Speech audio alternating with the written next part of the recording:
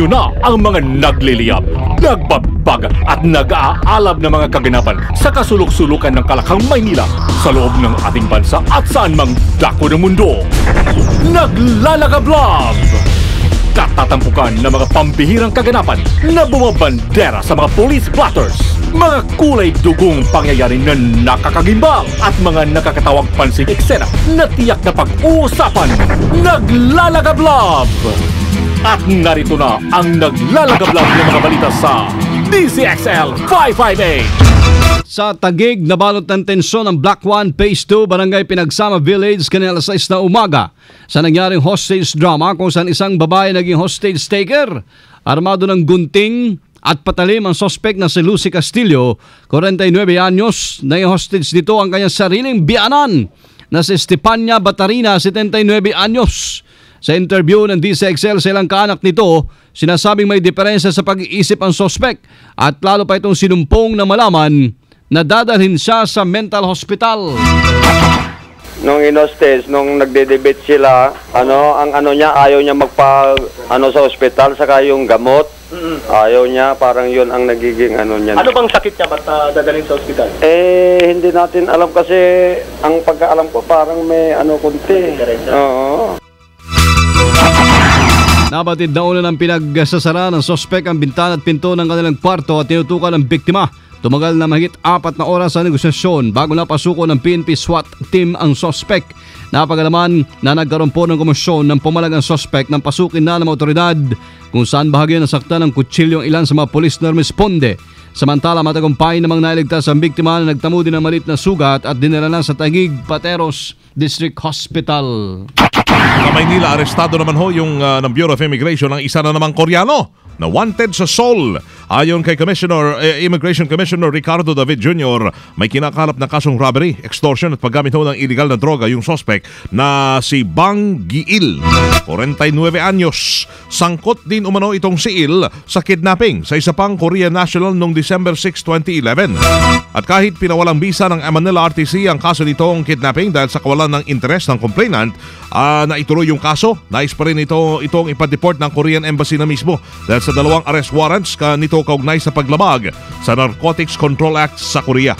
Nitong mga nakarang araw ay magkakaiwalay ho na naaresto ang 3 Korean nationals dahil sa mga kinasasangkutang kaso at isa rito ay si Kim Yung-hyung na itinuturing nag-chap-chap ho ng isang kababayan natin na babae dyan ho sa Laguna nung nakaraang 2011. Mga balita! Tuloy ang mga naglalagab live na balita. 125 peso wage increase, pipilit na hong pagtibayin ngayong araw. Ay balita si Conde Bata. Conde, iradyo mo. Tatangkain pa rin ng House Committee on Labor na ihabol ang pagpapatibay sa panukalang 125 legislated wage increase. Katunayan ay nagtakda ng pagdinigang komite ngayong araw para tuloy ang pagtibayin ng panukala na mahabang panahon na rin natulog sa Kongreso. Mamayang hapon naman ay inaasahang pagbobotohan ng komite ang House Bill No. 375 na una ng pinagtibay ng subcommittee nito. Kung makalusot naman sa Mother Committee, saka pa lamang may aakyat sa plenaryo ang panukalang across the board wage increase ng mga manggagawa sa pribadong sektor. Ngayon din ang huling araw ng sesyon ng 15th Congress bago ang recess para bigyang daan ng panahon naman para sa kampanya. Ang panukalang 125 legislated wage increase ay nakalusot sa Kamara hanggang sa ikatlong pagbasa noong nakaraang Kongreso pero naudot ito ng iparekonsidera ng isang kongresista. Kasama mo mula sa Kamara para sa DZXL 558, Conde Bata, Tatak RMN. Naglalagablab sa 558! Yung dating TESDA chief, pagbabayarin ng gobyerno ayon kay Pinoy. Kasama natin sa balita may report si Deo de Guzman. Deo, iradyo mo. Tiniyak ni Pangulong Noynoy Aquino na darating panahon na magbabayad ng kanilang utang mga dating opisyal ng Technical Education Skills Development Authority o TESDA. Matatandaan kasi na noong pagpasok ni TESDA Director General Joel Villanueva ay natuklasan na lang mayroong utang ang TESDA sa mga kolehiyo na nagkakahalaga ng 2.4 billion pesos.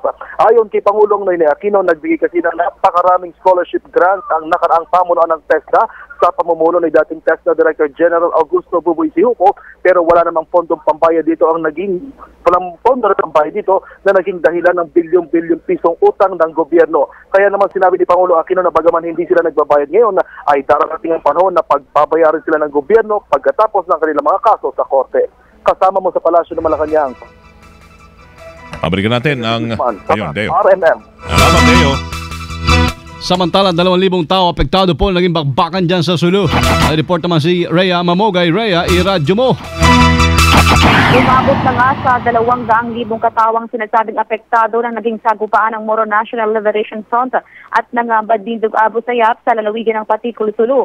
Ayon kay PNP Sulu Provincial Director Senior Superintendent Antonio Frera, ang 1,870 katawang apektado ay mula sa 3 barangay ng Patikol, ang Danag, Kaunayan at Buhanginan. Ayon kay Frera, bagamat humupa na ang bakbakan ng magkabilang panig, hindi pa rin umano pinahihintulutan ng mga residente na bumalik sa kanilang mga tahanan. At batay sa talaan ng PNP, 21 ang nasawi sa sagupaan ng MNLF at Abu Sayyaf. Habang sa panig naman ng MNLF, 5 katao ang napatay. Kasama mo sa Campo Aguinaldo para sa DZXL 558, Rhea Mamogay, Tatak, RMN. Pamahalaan lumambot sa paghahabol kay Amalilio. May report si Angel Ronquillo. Angel, iradyo mo. Angel. Yes, kasamang tilang lumambot ang pamahalaan sa paghahabol sa founder ng Aman Features Group na si Manuel Amalilio. Sa isang kalatas na ipinilabas si Justice Secretary Laila de Lima, sinabi ito na iginagalang ng gobyerno ang pinapairal na batas sa Malaysia. Magagaling umasa pa rin ang ating pamahalaan na mapapanagot din si Amalilio sa batas sa pinapairal sa ating bansa. Naniniwala pa ang kalihim ng pagpapanagot kay ang ng Malaysian Court kay Amalilio ay hindi lamang doon magtatapos. Iginito doon ang patuloy pa rin ang ating pamahalaan sa paghahabol kay Amalilio kahit na sinentensyahan na ito ng 2 taong nakakulong sa Malaysia. Tiniyak pa ng kalihim sa mga nabiktima ng Aman Features ay pagkakalob na sa mga ito ang hustisya at hindi na niya titigil ang pamahalaan hanggat hindi napapanagot sa batas si Amalilio. Samantala, kasamang way na susunog ngayon ang isang cluster ng bahagi dyan sa may Tutuban Mall at nag-umpisa ito kaninang 12:13 ng hapon at sa ngayon ay nagpapatuloy ang sunog na itinas na sa unang alarma. Abangan nito ang detalyo. Angel? Yes. Angel, anong oras nagsimula? Nag-umpisa itong sunog sa Tutuban Mall kaninang 12:13 ng tanghali at ngayon. Yun. Bago lang. Bago lang. Tutuban na naman. Bago lamang. At itinasa nga ito kasama Weng sa first alarm. Yun. Kasama mo sa lungsod ng Maynila para sa DZXL 558, Angel Ronquillo, Tatak, RMN. Ito, malls at mga bangko sa Pasay, inalerto ng pulis. Ay balita si Joy Sandra. Joy, si radyo mo. Inalerto ng Pasay City Police ang mga bangko at shopping mall sa Pasay sa harap ng sunod-sunod na pagsalakay ng mga masasamang elemento sa business establishments sa Metro Manila. Nagpakalat din ang Pasay City Police ng SWAT teams sa key points sa lungsod kabilang na ang tourist spots. Pinaalalahanan din ng pulisya ang pawn shop, money changer at money transfer outlets hinggil sa paglalagay ng CCTV camera. 1,000 multa kada araw at pagkansela ng business license ang parusang kakaharapin ng business establishment sa lungsod na hindi maglalagay ng CCTV camera. Kasama mo sa Pasay City para sa DZXL 558, Choice Adra, Tatak, RMN. Naglalagablab na mga balita. DZXL Ulat Palaro. May multa na pag wala kang CCTV. Laki ng negosyo ng CCTV ngayon. Talaga. Hindi kaya gawa-gawa niyo yung mga krimen na yan? May sabuatan kayo? Laki ng kita eh. Para kumita yung CCTV? Kakabit-kabit lang, hindi na maaninag yung nakuha na.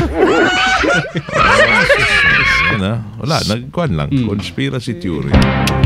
Umaasa muna mga kasama ang Philippine Football Team Ascals na sa nila pa rin daw mauwi ang panalo kontra Myanmar White Angel sa Suzuki Cup. Natalo kasi nila White Angel sa round nilang pagharap at mamaya hapon natakdang gawin ang kanilang friendly game.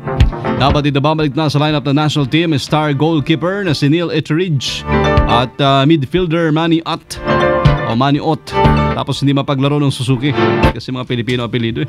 Kabilang sa mga starters ng Pilipinas sina Ian Araneta, Chippy Caligdong, Marvin at Marwin Angeles. Kasama na sina Phil James Young Husband. Ang friendly game na Ascals ay bilang preparasyon sa gagawing AFC Challenge Cup qualifiers sa susunod na buwan. DZXL Showbiz Balita. May dagdag na balita mamaya ay yung sunog sa Divisoria na sa Tutuban na naman. Unti-unting installment yung sunog dyan. Talaga. My boy! Cluster by cluster pa. Oh. May episode. Part 1 muna tayo dito. Part 1 mo ng sunog nung Disyembre, tapos nung March. Nung Disyembre. Oy, next month, Fire Prevention Month na naman. Ayan, tama. Dali lang. Si Loli, andyan ha? Loli, are you there? I am here. Hello, everybody. Happy noontime, everyone. Hello, and every all. And you are my fans out there na dumadami sa aking Twitter and my Facebooks. Okay, thank you. I have news, sad news nga lang. Yung paborito ni PB na character actress, di ba, paborito mo siya? Well, si Belia Flores, kilala mo? Yung tinaguriang reyna ng reyna ng kontrabida sa Philippine showbiz. Ngayon pa lamang daw medyo tanggap na ho ng pamilya ni Belia Flores kung ano man ang ipagkakaloob ng Diyos sa kanilang mother. Kala ni umalis na eh. Hindi pa. Hindi pa. Hindi pa pwedeng nakaratay muna bago. Ikaw naman, wag kang ganyan. Yung himagas mo, wag naman about sa patay na naman yan mamaya, ha? Sabi ko sa newsroom kanina, ayun dyan si PB, ha? Tsaka yung suot mo ngayon, above knee. Oo nga. Dapat yung mga suot dito, below the knee. Buti walang camera. Above. Loli, insecure ka ba? Ha? Haba na suit ni Loli. Oo. That's against company policy. Di ba? Nasa manual pala yan. Manual yan. Above the knee, bawal. Kasi nakaka-distract kayo. Kami lang may karapatan. Kami lang ni Larry King ang meron. Okay? Because we have to show it all. Well, hindi ko maiwasan ang nag-iisang anak ni Belia na si Ruby Arcelia na maging emotional doon sa mga tulong at dasal na natatanggap nila para sa kanyang mami. At si Lord na lang daw ang nakakaalam kung ano ang mangyayari sa kanyang nanay. Sa Twitter, nagpahayag yung mga netizens ng kalungkutan sa sinapit ng veteranang actress. Nakaratay ho sa San Juan Medical Center ang actress dahil disabled na ho siya. Matapos itong maoperahan ng madulas sa kanilang bahay, hindi na ito nakabawi pa. Yung katawan ng 84 years old na pala siya, si Tita Belia, yung veteran actress, kung saan nagkaroon na ito ng complication sa kanyang diabetes at saka Alzheimer's disease. So, dami na pala. Lord, kayo nang labahala sa kanya, no? We pray for her recovery. And healing. And all. Thank you. Goodbye. Bye. Good noontime. I am Loli. Naglalagablak na mga balita. Hindi gasgas, hindi umatras. Medyo madulas. Ito ang Balitang Panghimagas. Si PB, eto na, kanina, kahit ayaw ni Johnny's, napilitan siya di ba? Parang feeling niya, parang ayaw niya talaga di ba? Tama. Kasi si PB daw talaga dapat So, eto na, si PB. Magandang tanghali mga kasama. Ano ba nangyari kay PB? Anyari. Previous days, diba umaangal kayo na patay. Puro patay kasi. Ito, since malapit na mag-Valentine's, romantic naman yung news ko. Talaga? Kinuntsaba ng isang lalaki sa London ng isang daang kasamahan niya sa bike para harangin ang 110 freeway sa West Covina, California para mag-propose sa kanyang girlfriend. Patay siya dyan. Ba't patay? Dami mainis dun, no? Eto, nagbike sa lugar ang 24 anyos na si Hector Martinez at naglabas ito ng pink na usok dahilan para makuha ang atensyon ng mga pulis at ang mga dumadaan sa kalsada. Pink na usok. Nang makuha niya ang atensyon ng lahat at syempre ng kanyang girlfriend, lumuhod na siya sa kanyang kasintahan at saka nagtanong ng, "Will you marry me?" At sino ba nang hindi mapapa-oo sa ginawa ni Martinez at dahil dito nasuklian ang kanyang effort ng matamis na yes mula sa kanyang girlfriend. Pero, yan na, patay siya. Patay siya. Alam ko, patay din yan. Oh, no. Ay, ayos na sana ang lahat. Kaya lang, baka sa kulungan na sila magpakasal. Di ba patay siya. Patay. Dahil sa idinulot na tensyon nito sa mga otoridad. Di ba? Tsaka sa mga motorista. Yan. Ayun. Patay pa rin. Pero hindi patay. Happy ending yan. Happy ending. Sa kulungan sila, mag-happy ending. At baka yan, patawarin din. oo, I'm so sure. Diba? Saan pa yan? Sa California. Ikaw ba, PB, nakikita-kita mo na rin yung mga ganong eksena? Hindi po. Ayaw mo? Malayo pa. Pwede mong gawin sa EDSA yan. Exact. Patay ka rin. Habang nire-rehabilitate ang EDSA. O kaya sa MRT. Habang nire-rehabilitate yung MRT. Pwede. Diba? Naisip ko din yan eh. Naisip mo na pala yan. Talaga? Iwanan na uwi na. At yan po ang balitang panghimagas. Kan DZXL Sinwon Chongsin, Washer Phoebe, Tatak RMN. At kasama niyo po sa DZXL News Center, ako po si Phoebe, Tatak RMN. Huwag kalimutan, maghugas ng kamay bago maglaro ng laway. Kung magtatamsak ka, bata, gumamit ka na. Bago kumain. Ayan. Lalo na pag kumakain kayo, di kamay. Siyempre, maghahalo laway nun. Tapos may sabaw pa yung ulam mo. Ay, hindi, sisimutin mo yun. Maghugas kamay para iwas kayo sakit. Yan.